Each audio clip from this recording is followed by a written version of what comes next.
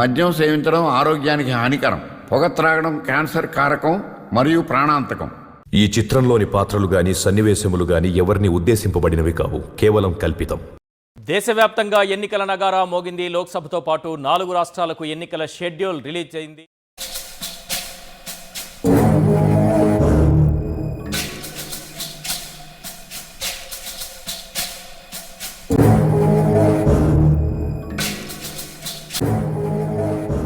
నగర స్టార్ట్ అయ్యింది. Election code వేశారంట. చూపించు.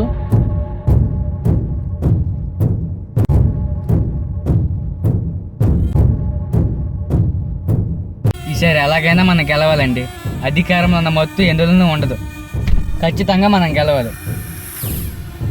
నాన్నగారు, ఇన్నాళ్ళు మనం ప్రజల్ని, కార్యకర్తల్ని, కేడర్ని పట్టించుకోలేదు కదా.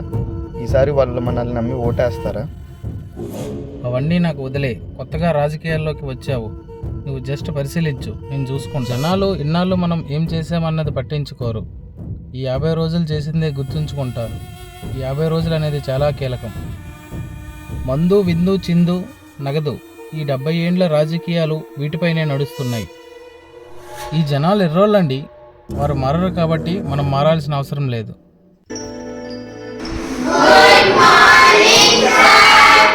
గుడ్ మార్నింగ్ పిల్లలు, అందరూ కూడా కూర్చోండి. ఇంకేంటి సంగతులు? సార్, నిన్నటి నుంచి మా ఊర్లో ఎలక్షన్స్ గురించి డిస్కషన్ జరుగుతుంది. దాని గురించి మీరు ఏమైనా చెప్తారా సార్? సరే, చెప్తాను వినండి. మనకి ప్రతి 5 ఏళ్లకు ఒకసారి ఎన్నికలు జరుగుతాయి. మంచి నాయకుడిని ఎన్నుకునే హక్కు మనకి ఉంది. ఆ ఎన్నికల కోసమే నిన్న నోటిఫికేషన్ వేశారు. ఎలక్షన్ కోడ్ కూడా నిన్న అనౌన్స్ చేశారు. సార్, మేము కూడా ఓటు వేయొచ్చా? లేదురా, మీకు ఇంకా 18 సంవత్సరాలు నిండలేదు కదా. అదేంటి సార్, మేము సమాజంలో భాగమే కదా, మాకు ఓటేసే హక్కు లేదా? మంచి ప్రశ్నే వేశావు. అందరికీ కాకుండా 18 సంవత్సరాలు నిండిన వ్యక్తులకే ఓటు హక్కు ఎందుకు కల్పించారో తెలుసా? 18 సంవత్సరాలు నిండిన వారికి మెచ్యూరిటీ లెవెల్ తక్కువగా ఉంటాయి. అంటే ఏది మంచి ఏది చెడు అన్నది ఆలోచించగల సామర్థ్యం ఇంకా పూర్తి స్థాయిలో మీకు ఉండదు. రాజకీయ నాయకులు పెట్టే ప్రలోభాలకు లొంగిపోయి తప్పుడు వ్యక్తిని ఎన్నుకునే అవకాశం ఉంది. అందుకే 18 సంవత్సరాలు నిండిన వారికే ఓటు హక్కు కల్పిస్తారు.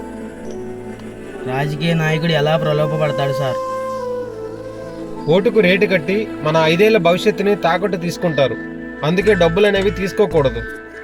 మద్యపానం ఉచితంగా ఈ 50 రోజులు పంచుతారు. వాటిని మనం ఖచ్చితంగా తిరస్కరించాలి. యువతను ఆకర్షించడానికి బిర్యానీలని, మందని, డీజేలని పెట్టిస్తుంటారు.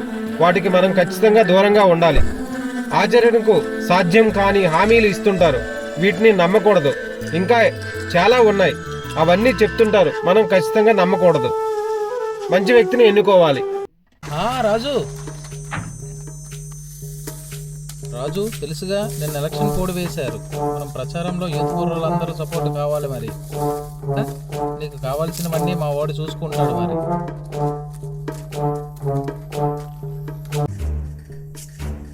మన పార్టీ ఏంటో తెలుసు కదా, మన గుర్తేంటో తెలుసు కదా. ఖచ్చితంగా మీ ఓట్లనే మనకే పడాలి. ఎందుకంటే వాడు మన కులపోడు. ఖచ్చితంగా మీ ఓట్లనే మనకే పడాలి. మీ ఇంట్లో ఎన్ని ఓట్లు ఉన్నాయి? 3?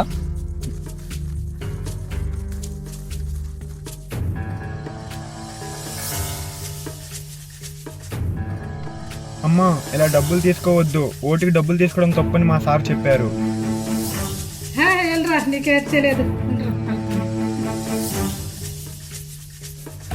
మా పార్టీ ఏంటో మీకు తెలుసు, మా గుర్తేంటో మీకు తెలుసు. మీ ఓట్లోని ఖచ్చితంగా మా పార్టీకే పడాలి. ఓకేనా? ఇదిగో చీర తీసుకో. ఓటు వేయకపోతే మాత్రం బాగుంది, ఊర్లో తిరగలేరు. మన పార్టీకి గెలిపించాలి.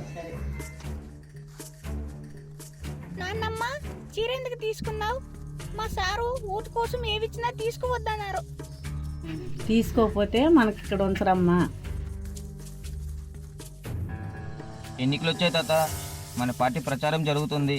మనమందరం కాన్వాయ్ వెనక తిరగాలి. మన పార్టీ నాయకులు వస్తారు, వాళ్ళకి మనం సపోర్ట్ చేయాలి. కావలసినంత మంది ఇస్తారు.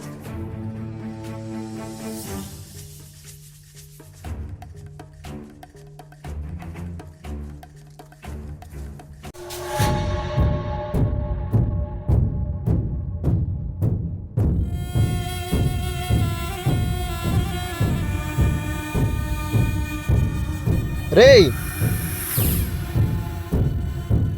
అన్నా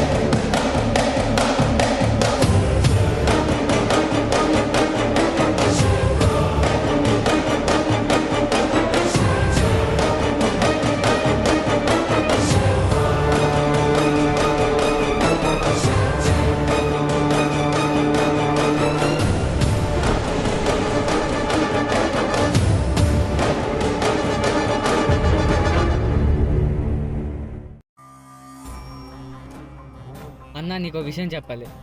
చెప్పు. ఆ మాస్టర్ పద్ధతి ఏం బాగలేదు. అతను ప్రజల మైండ్ సెట్ని మార్చేసి ప్రచారాలకి మీటింగ్లకి రాకుండా చేస్తున్నాడు. వాడిని ఏదో ఒకటి చేయాలి. సరేనైతే టైం అవుతుంది, బయలుదేరుతాను.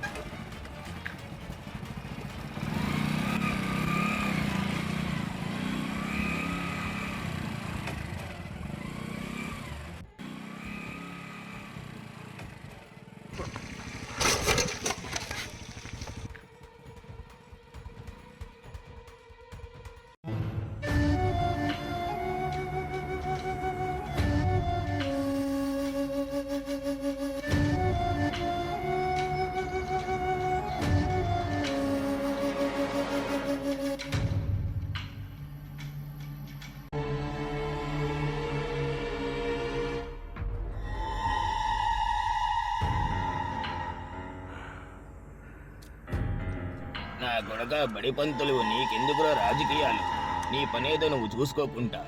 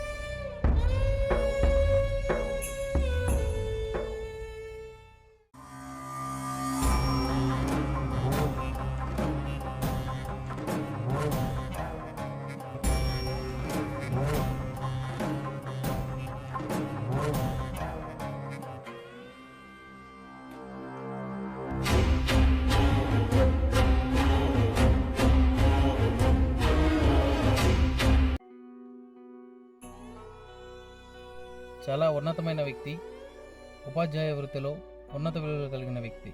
ఎన్నే నన్ను కలిశారండి. మీరు నిస్వార్థ రాజకీయాలు చేస్తారని, మీలాంటి వ్యక్తి తప్పకుండా రాజకీయాల్లో ఉండాలని ఆయన అన్నారు.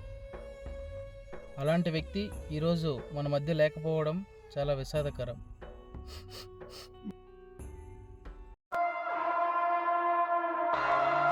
సార్ సార్ సార్,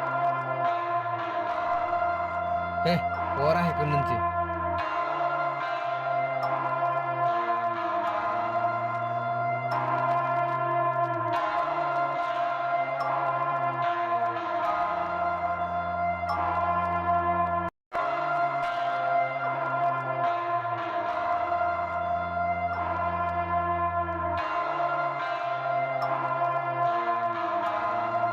మీ అవసరం తీరిపోయిందిరా. మళ్ళీ ఎలక్షన్లు వచ్చిన తర్వాత మిమ్మల్ని పట్టించుకునేది. ఎందుకంటే ఇది 5 ఏళ్ల పండగరా.